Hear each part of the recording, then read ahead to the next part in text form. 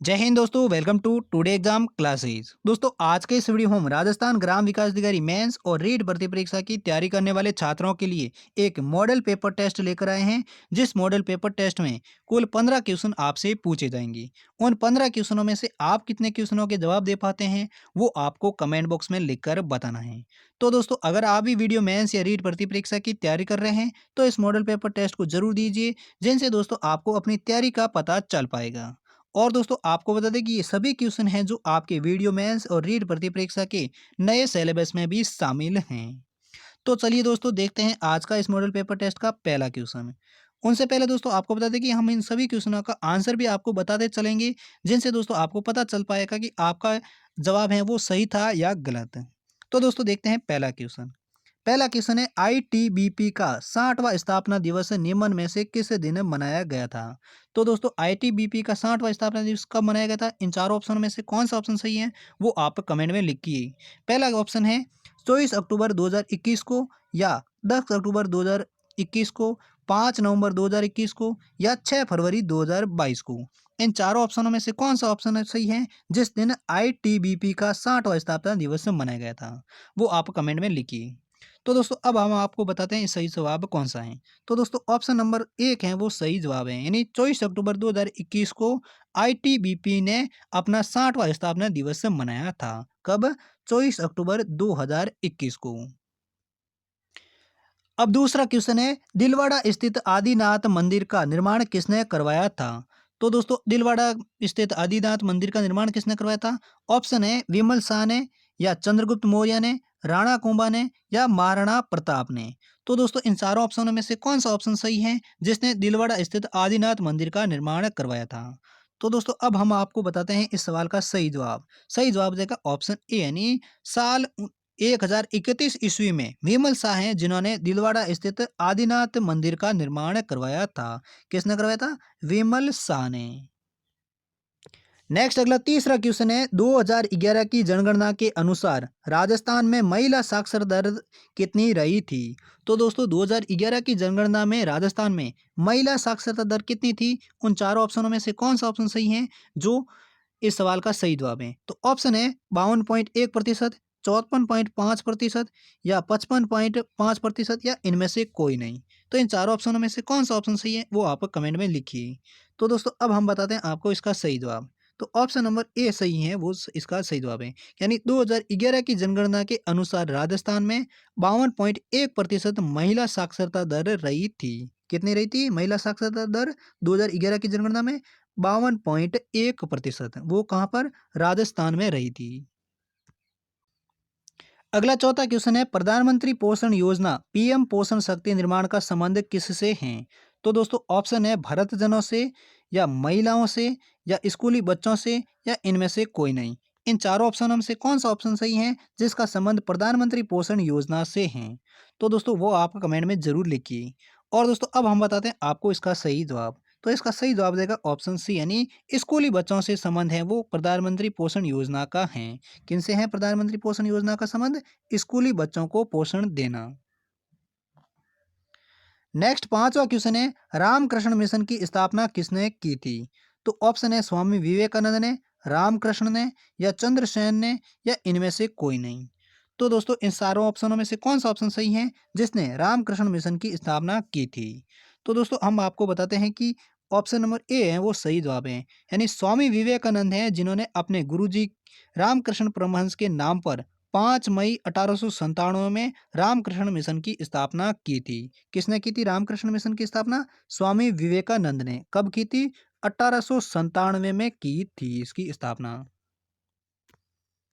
Next अगला छठा question है भारतीय संविधान की 8वीं अनुसूची में कितनी भाषाओं का उल्लेख है। तो दोस्तों भारतीय संविधान की 8वीं अनुसूची में कितनी भाषाओं का उल्लेख है? तो ऑप्शन है 18 भाषाओं का, 22 भाषाओं का, या 24 भाषाओं का, या 28 भाषाओं का। इन चारों ऑप्शनों में से कौन सा ऑप्शन सही है जो 8वीं अनुसूची में भाषाओं का उल्लेख है।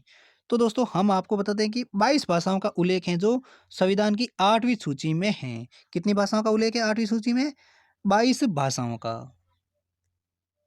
नेक्स्ट अगला सातवां क्वेश्चन है भारत सरकार के अधीन मानव संसाधन मंत्रालय की स्थापना किस वर्ष की गई थी? तो दोस्तों मानव संसाधन मंत्रालय की स्थापना कब की गई थी? ऑप्शन है 1975, 1985 या 2005 या 1995। तो इन चारों ऑप्शनों में से कौन सा ऑप्शन सही है जिस दिन भारत सरकार के अधीन मानव संसाधन मंत्रालय की स्थापना की गई थी? तो दोस्तों इस सवाल का सही जवाब है ऑप्शन बी, यानी 1985 में भारत सरकार के अधीन मानव संसाधन मंत्रालय की स्थापना की गई थी। अगला नेक्स्ट 8वां क्वेश्चन है, 1857 की क्रांति सर्वप्रथम कहाँ से प्रारंभ हुई थी? तो दोस्तों 1857 की क्रांति सर्वप्रथम कहाँ से प्रारंभ हुई थी? ऑप्शन है लखनऊ से, झांसी से, मेरठ से या कानपुर से। इन चारों ऑप्शनों में से कौन सा ऑप्शन सही है जिस दिन 1800 क्रांति की शुरुआत हुई थी? तो दोस्तों आपको बता दें कि इस सवाल का सही जवाब देगा ऑप्शन सी, यानी मेरठ से 1857 की क्रांति की सर्वप्रथम शुरुआत हुई थी। कहाँ से हुई थी? मेरठ से 10 मई 1857 को। नेक्स्ट अगला 9वां सवाल है, किस संविधान संशोधन के तहत उच्च न्यायालय में न्यायाधीशों की सेवानिवृत्ति 60 वर्ष से बढ़ाकर 62 वर्ष कर दी गई है? तो दोस्तों इस सवाल का सही ऑप्शन कौन सा है? ऑप्शन है संविधान संशोधन 15वें 1963 में, संविधान संशोधन 55वें 1976 में, या संविधान संशोधन 24वें 1971 में, या संविधान संशोधन 1968 21 में। तो दोस्तों इन चारों ऑप्शनों में से कौन सा ऑप्शन सही है जिसमें न्यायाधीशों की सेवानिवृत्ति की आयु है जो 60 वर्ष से बढ़ाकर 62 वर्ष कर दी है? तो इस सवाल का सही ऑप्शन है ऑप्शन ए, यानी संविधान संशोधन 15वें 1963 में जो न्यायाधीशों की सेवानिवृत्ति की आयु 60 वर्ष थी उसको बढ़ाकर 62 वर्ष कर दी है। कब की? 1963 में, और संविधान संशोधन के 15वें संशोधन में। नेक्स्ट अगला 10वां क्वेश्चन है, भारत छोड़ो प्रस्ताव का प्रारूप किसने तैयार किया था? तो दोस्तों भारत छोड़ो का प्रस्ताव किसने तैयार किया था? महात्मा गांधी जी ने, राजेंद्र प्रसाद ने, या पंडित जवाहरलाल नेहरू ने, या के एम मुंशी ने। इन चारों ऑप्शनों में से कौन सा ऑप्शन सही है जिसने भारत छोड़ो प्रस्ताव का प्रारूप तैयार किया था? तो दोस्तों इस सवाल का सही जवाब है ऑप्शन ए, यानी महात्मा गांधी जी थे जिन्होंने भारत छोड़ो प्रस्ताव का प्रारूप तैयार किया था। नेक्स्ट अगला 11वां क्वेश्चन है, कंचनजंगा नेशनल पार्क कहाँ स्थित है? तो दोस्तों कंचनजंगा नेशनल पार्क कहाँ स्थित है? इन चार ऑप्शनों में कौन सा ऑप्शन सही है? या राजस्थान में, या पश्चिम बंगाल में, सिक्किम में, या महाराष्ट्र में? कौन सा है वो आप कमेंट में जरूर लिख कर बताइए जहाँ कंचनजंगा नेशनल पार्क स्थित है। तो दोस्तों इस सवाल का सही जवाब हम आपको बताते हैं, ऑप्शन सी है वो सही जवाब है। सिक्किम राज्य में कंचनजंगा नेशनल पार्क है वो स्थित हैं। किस राज्य में कंचनजंगा नेशनल पार्क? सिक्किम राज्य में। नेक्स्ट अगला 12वां क्वेश्चन है, भाखड़ा नागल परियोजना किस नदी पर निर्मित है? तो दोस्तों इन चारों ऑप्शनों में से कौन सा ऑप्शन सही है जहां पर भाखड़ नागला परियोजना स्थित है? ऑप्शन है रावी नदी पर, सतलज नदी पर, या गंगा नदी पर, या नर्मदा नदी पर। तो इन चारों ऑप्शनों में से कौन सा ऑप्शन सही है वो आपको कमेंट में लिखकर बताना है। तो दोस्तों अब हम बताते हैं आपको, इसका सही जवाब है ऑप्शन बी, यानी सतलज नदी पर भाखड़ा नागल परियोजना स्थित है। और भाखड़ा नागल परियोजना है जो पंजाब, राजस्थान, हरियाणा की एक संयुक्त परियोजना है। और ये भारत की सबसे बड़ी बहुउद्देशीय नदी घाटी परियोजना भी है। कौन सी? भाखड़ा नागल परियोजना जो सतलज नदी पर स्थित है। नेक्स्ट अगला 14वां क्वेश्चन है, नगर पालिका का उल्लेख भारतीय संविधान के किस भाग में है? तो दोस्तों नगर पालिका का उल्लेख है वो भारत के किस संविधान के भाग में है वो आप जरूर लिखकर बताइए। ऑप्शन है 12 ख, या 9 कह, या अनु संविधान सूची भाग 16 अ, या 21 बी। तो इन चारों ऑप्शनों में से कौन सा ऑप्शन सही है वो आपको कमेंट में लिखकर बताना है। तो अब हम बताते हैं इसका सही जवाब। ऑप्शन बी है वो सही जवाब है, यानी नगर पालिका का उल्लेख है वो भारतीय संविधान के 9 भाग क में उल्लेख किया गया है। किसमें? 9 भाग क में।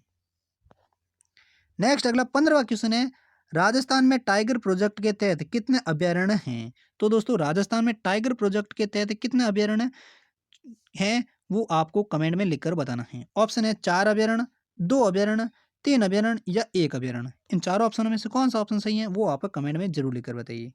तो दोस्तों हम बता दें इस सवाल का सही जवाब। ऑप्शन है सी, यानी राजस्थान में 3 अभ्यारण्य हैं जो टाइगर प्रोजेक्ट के तहत रिजर्व हैं।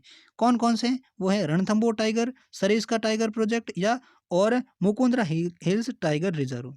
ये 3 रिजर्व हैं जो टाइगर प्रोजेक्ट के तहत अभ्यारण्य रिजर्व हैं। तो दोस्तों ये थे 15 मॉडल पेपर टेस्ट के क्वेश्चन। इन 15 क्वेश्चनों में आपको कितने सही जवाब आते हैं वो अब आप कमेंट में जरूर लिख कर बताइए। और हम मिलते हैं अगले मॉडल पेपर टेस्ट के साथ। तब तक के लिए जय हिंद, वंदे मातरम।